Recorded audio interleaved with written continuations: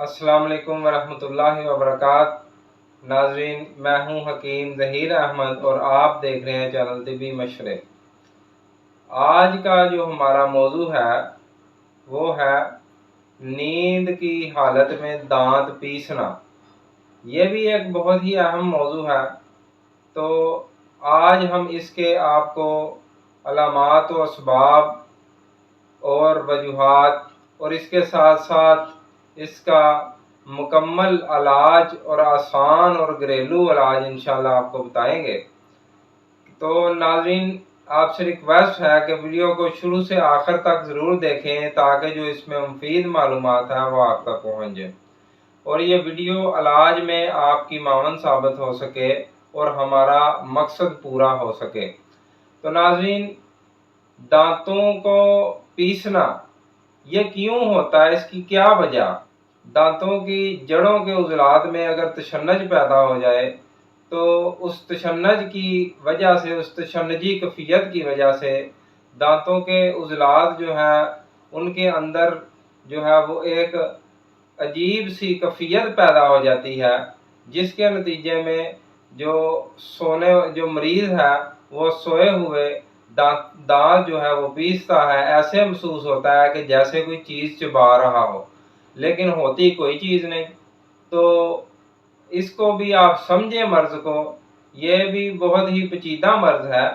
اگر اس کی نبض دیکھی جائے، نبض پر ہاتھ رکھا جائے تو عضلاتی محسوس ہوتی ہے، خشک محسوس ہوتی ہے، تیزابی محسوس ہوتی ہے، تو اوپر ہی 2 سے 3 انگلی تک محسوس ہوتی ہے اور ہوا سے پر ہوتی ہے، اور اس کا پیشاب جو ہے اس کا رنگ بھی تیزابی ہوتا ہے، سرخی مائل ہوتا ہے۔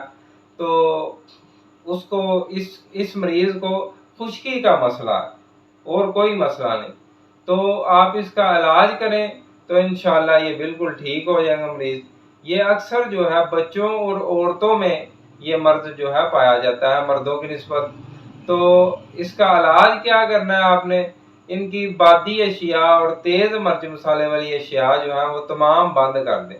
ان کو آپ کھیر، کسٹرڈ، فرنی، دلیا، ساگودانہ، کیلے کا ملک شیک، کیلا، گرما، خربوزہ، اس طرح کی چیزیں، امرود وغیرہ اور اس طرح کی چیزیں جو ہیں، کدو، ٹینڈا، پیٹھا، گیا، اس طرح کی چیزیں آپ استعمال کروائیں۔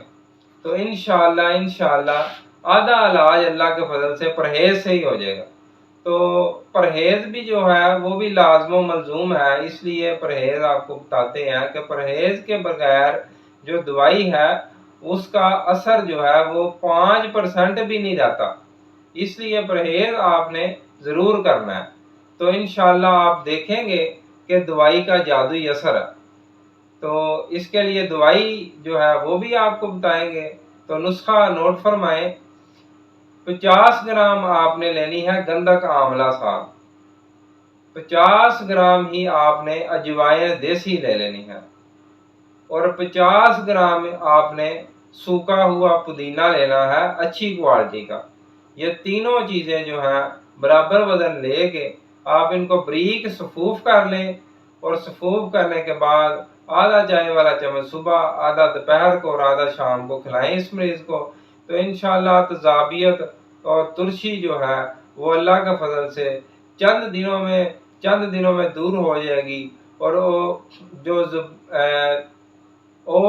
جو دانتوں کی جڑوں کے اندر تشنجی کیفیت پیدا ہو گئی تھی وہ بھی خشکی کی وجہ سے، وہ بھی اللہ کے فضل سے چند دنوں میں دور ہو جائے گی، اور مریض بالکل ٹھیک ہو جائے گا، کوئی دانت نہیں پیسے گا۔ تو انشاءاللہ آپ کو نیکسٹ ویڈیو میں ایک نئے ٹاپک کے ساتھ پھر آپ کے سامنے حاضر ہوں گے۔ تب تک کے لیے حکیم ظہیر احمد کو دیجیے اجازت۔ اپنا خیال رکھیے گا، دعا میں ہمیں یاد رکھیے گا۔ السلام علیکم ورحمۃ اللہ وبرکاتہ۔